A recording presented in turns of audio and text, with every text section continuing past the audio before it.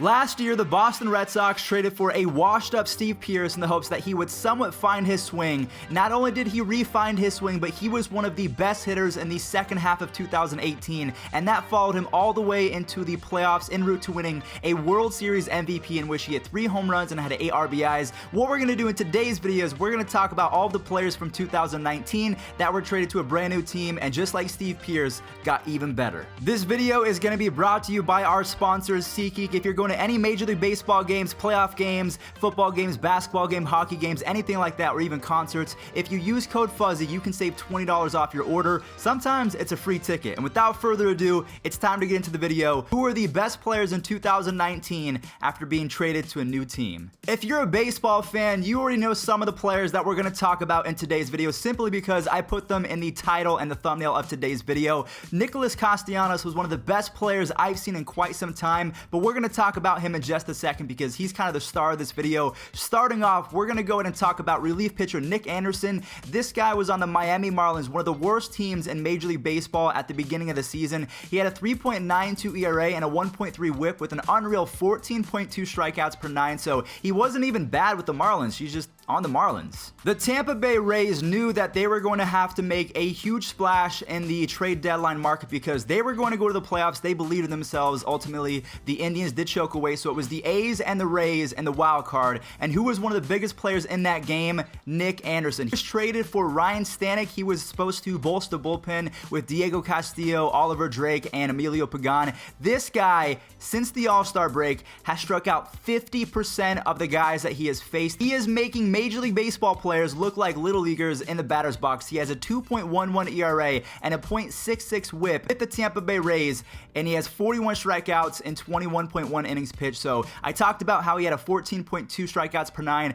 with the Miami Marlins. Yeah, he has a 17.3 strikeouts per 9 with the Tampa Bay Rays. So if you are an Astros fan in the playoffs and you are losing maybe 2-1 or 3-2, and if Nick Anderson is in the game, you might not be winning that. Moving on over to our next two players, we're going to bend the rules just a little bit because this trade went down back in 2018, but let's be honest, Aastha Meadows and Tyler Glasnow, they were not the same players last year that they were this year in 2019. This was their first breakout seasons. For example, Aastha Meadows in 2018, after he was traded to the Tampa Bay Rays, he hit 250 with a 720 OPS in just 10 games for the Rays, but in 2019, this guy was one of the better offensive players in the American League. He broke out for 33 home runs and had a whopping 922 OPS, and on top of that, he chipped in 12 stolen bases. So Aastha Meadows, when you consider the fact that he was traded for Chris Archer, who has been awful ever since he was traded, they were also able to capitalize and trade for a young prospect who was really bad for the Pirates, Tyler Glasnow. I remember when I was first introduced to Tyler Glasnow, I was playing MLB The Show 18, and he actually received a Future Stars Diamond card, so I thought that this guy was going to be the next Justin Verlander or something like that because he's really tall, he throws 100 miles an hour,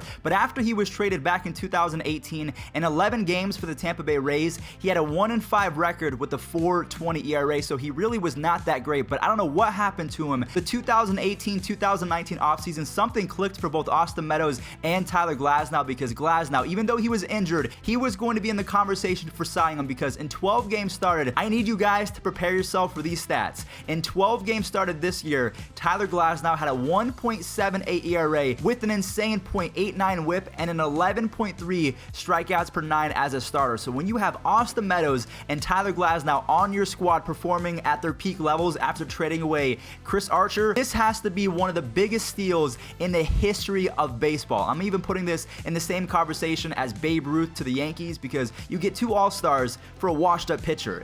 I just really feel bad for all you Pirates fans because if the Pirates still had Glasnow and Aastha Meadows, they'd actually be looking pretty promising, but instead the Rays, they make the playoffs and they're looking really scary. Back in 2017, the Detroit Tigers traded away their up-and-coming star JD Martinez to the Arizona Diamondbacks, and JD quickly became the most feared hitter in all of baseball with 29 home runs, 65 RBIs, and a 1,107 OPS. The reason why I bring this up is because the Tigers traded away yet another one of their top players in Nicolas Castellanos this year in 2019. Now, he did not put up the same stats that JD did, but he was an absolute monster for his brand new team, the Chicago Cubs, and his stats stats with the Tigers and Cubs, the difference in them, it's actually kind of mind-numbing. I'm not sure if Nicolas Castellanos just was not interested in playing or if he really was just in a funk, but in the first 100 games of 2019 in which he played for the Detroit Tigers, he had 11 home runs, 37 RBIs, and a very pedestrian 790 OPS. If you guys don't know, if you have an 800 OPS, you're kind of an average hitter, so if we're being real, Nicolas Castellanos, or Nick Castellanos, was a below average hitter in the first half, and then in 56 games for the Chicago Cubs, I know he wasn't as lethal as JD, but take a look at these stats. He went from 11 home runs in 100 games to 16 home runs, a 321 batting average, and a 1002 OPS in just 56 games for the Cubs. He actually almost got them to the playoffs single-handedly. Both him and Yu Darvish, they turned a corner. It's just one of those things where injuries and other signings like Craig Kimbrell really got in the way of the Cubs making the playoffs. I wish that they would have, because I think that baseball is better when the Cubs are in the playoffs. But what I really want you guys to do is I want you to see just how much energy Nick Castellanos brought to the Cubs. So we're going to roll a home run right now where he slams a bat down on the ground, and you guys just watch, because this guy, I hope he stays with the Cubs. He means a lot to that city. First. Another blast! Man, he did it again! Oh, baby. 5-0. I don't know what I like better, the swing or the reaction. Spike it and go.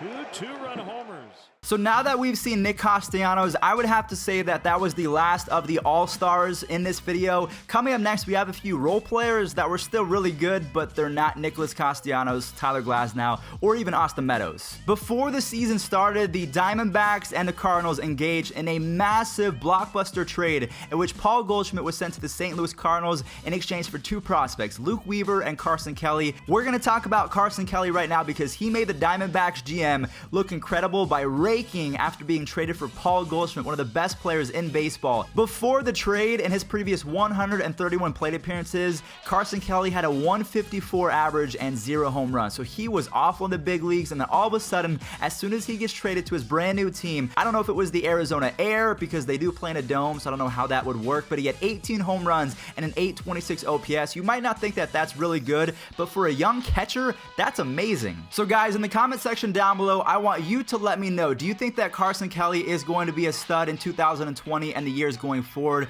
And also, all of the other players that we've talked about, do you agree with me that they've been pretty good, or do you disagree, saying that maybe they were just on really bad teams, so they always had it in them? Now that they're on a winning team, they play like themselves. Because now it's going to work the same way for the next 2 players who were traded to the same team, the Milwaukee Brewers, so let's go ahead and get into that right now. What's crazy is that Jordan Lyles was traded to the Milwaukee Brewers back in 2018, and his stats got better. So if I made this video a year ago, he would have been featured in the same exact video. And again in 2019, because Jordan Lyles, after he was traded to the Milwaukee Brewers back in 2018, in the offseason, he signed a contract with the Pittsburgh Pirates, but he was terrible. He had a 5.36 ERA. And again, just like I mentioned, he was traded back to the Milwaukee Brewers, just like what happened in 2018, and he instantly became their ace. Him and Brandon Woodruff, they were kind of splitting time as the ace. Jordan Lyles was really good. He had a 2.45 ERA and a 1.1 whip. I just don't know what happens to Jordan Lyles when he goes to a different team. He's not the same guy, but maybe it's in his head. There's something with his psyche where as soon as he's back in Miller Park and playing for the Milwaukee Brewers,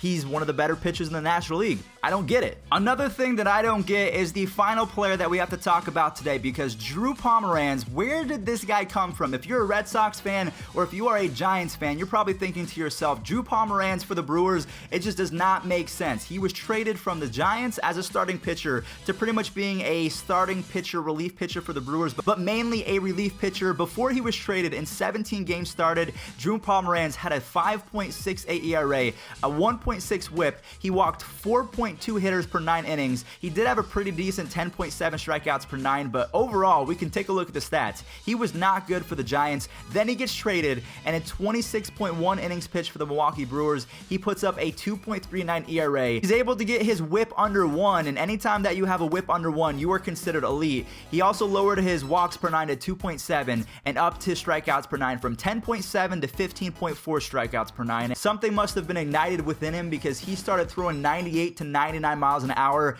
I'll be honest, I've been watching Drew Pomeranz for a long time, ever since he was with the Padres. I've never seen him throw 98 or 99 in my entire life, so I don't know what I'm I'm missing. Maybe you guys can explain what happened. I just don't get it. Both him and Jordan Lyles, it just doesn't make sense. As soon as they join the Brewers, they're elite. I don't get it. All right, ladies and gentlemen, that is going to do it for today's video. The last question that I have for you guys is, who do you think is going to be the best player from this list? We talked about Nick Anderson, Aastha Meadows, Tyler Glasnow, Nicolas Castellanos, Carson Kelly, Jordan Lyles, and Drew Pomeranz. I'm not sure if there's going to be a Steve Pearce of 2019 unless we talk about Aastha Meadows, because he can really have that effect. Maybe Tyler Glasnow, I'm not sure. The rest of the guys, they're out of the playoffs. But thank you all so much for watching. I hope that you did enjoy. If you did, make sure you slap a like on this video as well as subscribe, because we post baseball content every single day. I'll catch you guys tomorrow for yet another baseball video. See you there. Peace out.